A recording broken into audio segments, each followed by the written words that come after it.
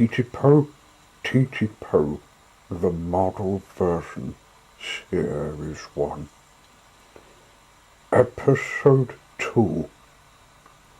The Seasides and Shed. Titipo, Diesel and Genie were not in South Korea as they found themselves in a worm tube. The harbour was gone, and so was the insides of the warehouse. But what they didn't know was there were about to be flying objects about to pass them. "What is this, Titipo? This wasn't seen from us," said Genie. "We're travelling through the travel tube, Genie. It's a quick route to get us through to another country, even though it can't show us the sky, the ground, and the clouds," said Titipo. "How long is this ride?" asked Diesel. "I'm going to be sick." "Hold it, Diesel," said Titipo. "I'm sure this is quickly." "Hold it! We're turning upside down." "Oh, I hope we don't wet our filters." "Get it not to backfire." "Right. Hey, why did that tree pass us? I thought we can't see outside the travel tube." "Oh, yuck! I've got a leaf on my nose." "Me too." "It smells like gum leaf."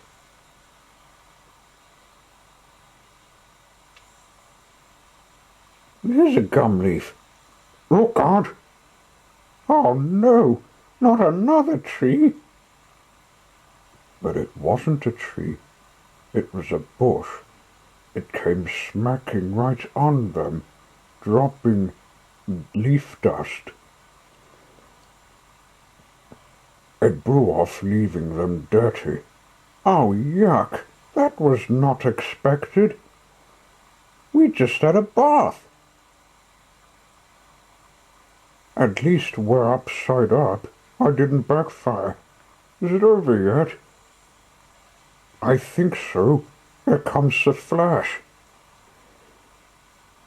The engines could see a flash just miles in front of them. But they were not far from it for long. They could feel their wheels going at whatever speed caused from the suction. Soon they came to a stop in the woods, just away from another tunnel of adventures. "Where are we, Titipo?" said Diesel. Titipo looked ahead to notice a sign of something through the forest edge. "We're in Tala," said he. "We could look around it and find a prize to show Mr. Herb." "But where can we stay?" said Genie. "We've got our paper records, and a police officer has to read them." "Oh no," said Titipo. "We're dirty. We can't go anywhere without a bath." "Let's find what's part of Tala to find water and soap," said Genie. They slowly zoomed out of the woods towards the village. They arrived in the railway yard where wee Georgie Wood lived. There was no train wash except a water tower. Titipo was about to use it to fill up a bucket he found when Genie caught sight of the black engine just coming out of the shed. "Hello, Titipo.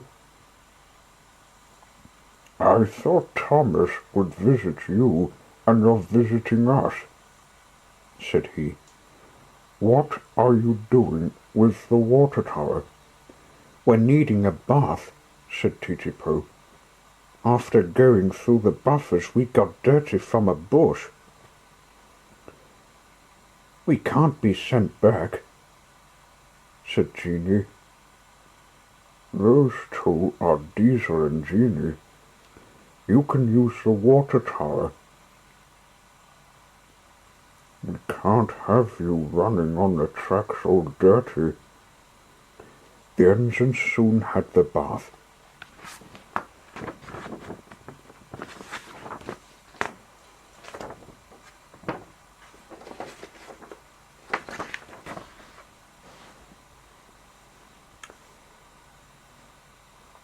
Once cleaned up, they were ready to explore Tasman Sodor. If you three head to Kingston Station, you may see what Thomas has made for you, said wee Georgie before they left. You'll meet his other friends on the way. Thanks. We hope you have enough water for a drink, said Titipo. They set off, heading out of Tanner, clean as pins. As they were out on the main line, they passed a lake, which they stopped to see a tugboat at work. 10 cents was taking some seaweed for factory to make ice cream. He looked up at the newcomers. Hello, said Titipo. We're Titipo, Jeanie, and Diesel. Oh, hello, mates. I'm 10 cents. You're new to Tasman Sodor, said 10 cents. Where are you off to? Kingston Town, said Jeanie. We just left Tanner. After a bath we had, added Diesel. Oh, said 10 cents. It's a good thing you did, because I saw a police car coming here. They continued on after 10 cents left. There was another new town they headed through called Queenstown. This town was never seen from them for years, and the mountain engines weren't ready to go yet when the people boarded them. Where have the shed houses gone? Said Diesel. And all the tracks? All I can see is a lot of roads and less of this track. A station master came walking up to them when he saw them coming into the town.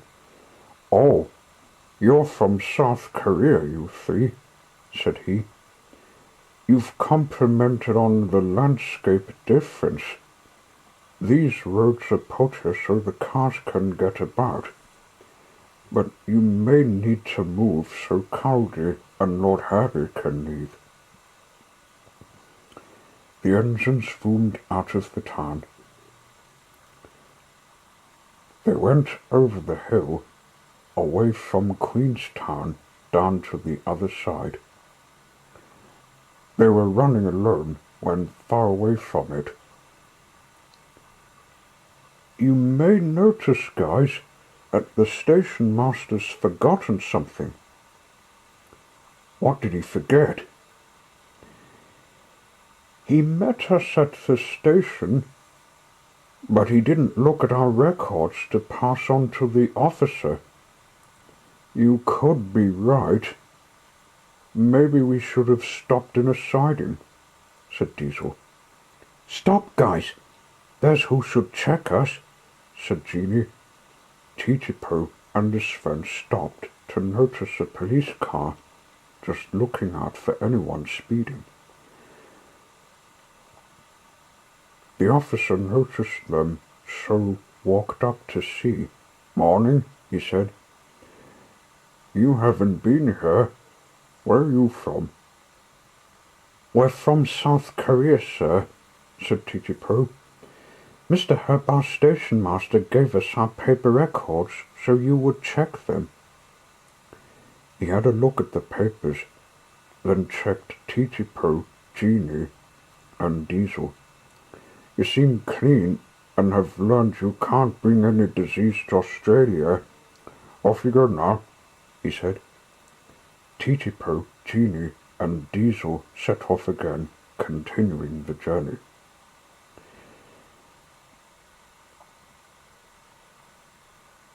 We'll be all right to explore more seasides, said Genie. They came to another town called Sheffield. Here was another seaside with a beach.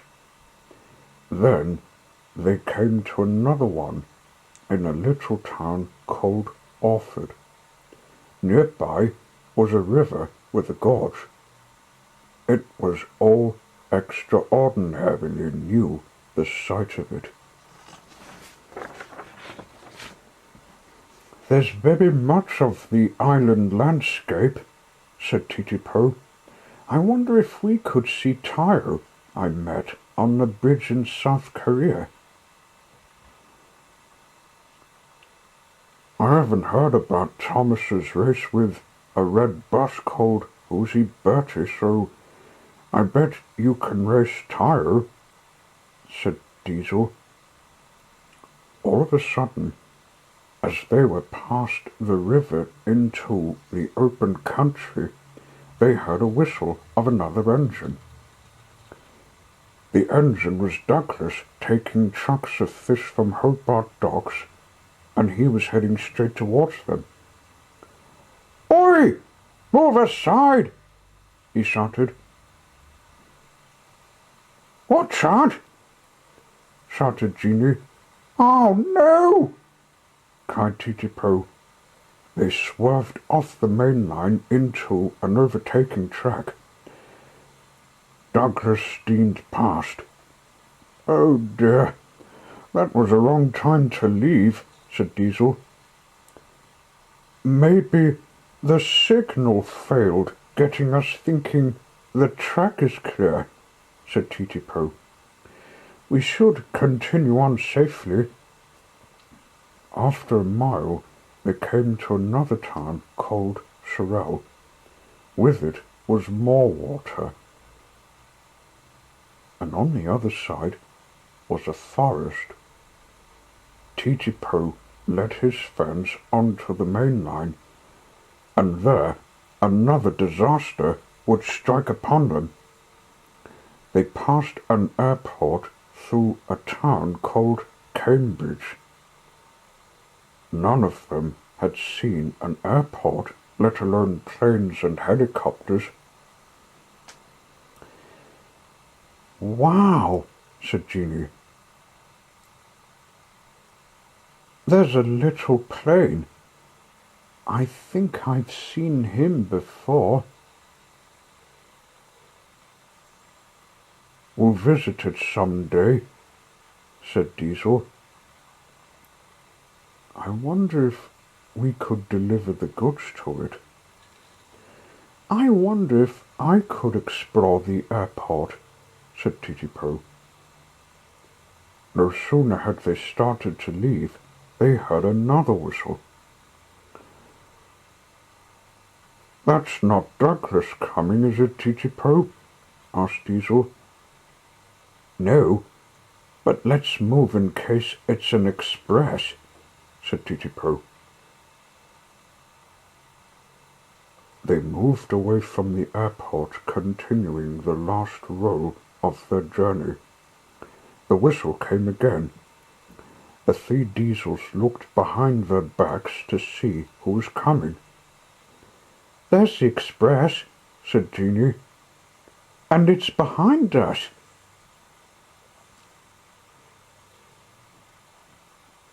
"That engine wants us to move out of the way by the look on his face," said Titipo. "No, it's not. It's wanting help," said Diesel. "What do you mean, Diesel?" "The brake blocks are broken," What shall we do? Slow down, that's what we'll do. They carefully slowed down to let the engine catch up to them.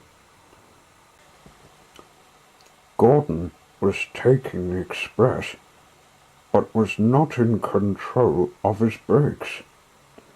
What's this up ahead? They're not getting out of the way, he exclaimed. The driver had a radio in Gordon's cab, so radioed Titipo and his friends. Get out of the way! Runaway train! He said on Titipo's radio. We can't do that, sir. We're slowing your engine down. Let him come behind us. Then we can pass you this bucket of water, said Titipo. What for? To put his fire out. Right-o. Titipo picked up a bucket and offered, just in case the system in his engine needed cooling. He carefully took it out, passed it to Diesel. Diesel passed it to Jeannie. Then she passed it to Gordon, who was right behind them. The driver caught it and dumped the water into the firebox. There was a lot of braking as the 3 diesels slowed the train down. At last he was stopped. Phew! That was quite a tackle, said Titipo. We'll have to take you to the next station after the fire's gone out. So they did. They reached the next station in Mornington. Thanks for the tow, said Gordon's driver. We'll see to his brakes. We can't have him ending up like what happened to James. Titipo and his friends continued on. Much further on, they came to a river bridge. Beside it was a set of points. They went either left or right.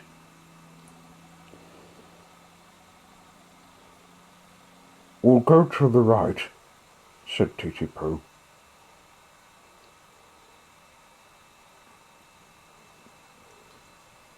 They came to a village called Hewenville, with a slope in front of them, meters away. We'll go to that slope and find what wee Georgie Wood said about what's in Kingston Station, said Jeannie. It must be next to another shed as we look. So they climbed up it. At last they arrived in Kingston Station. There was Thomas waiting for them.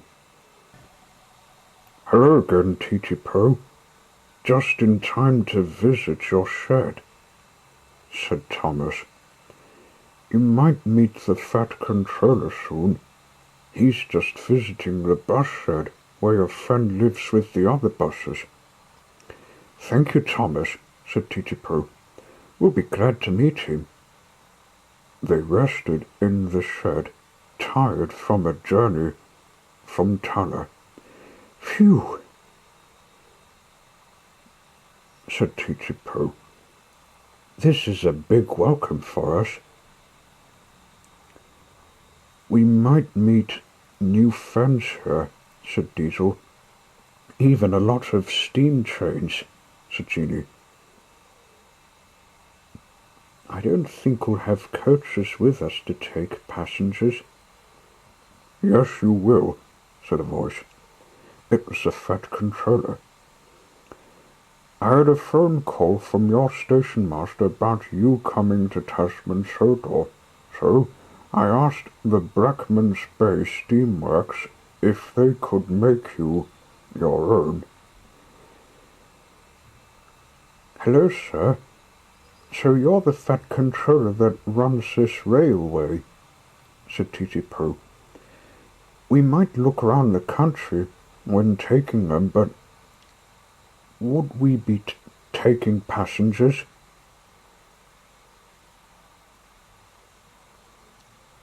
No, you take goods trains, like Daisy did, said the fat controller. You'll get your coaches when the next day comes. And he walked away.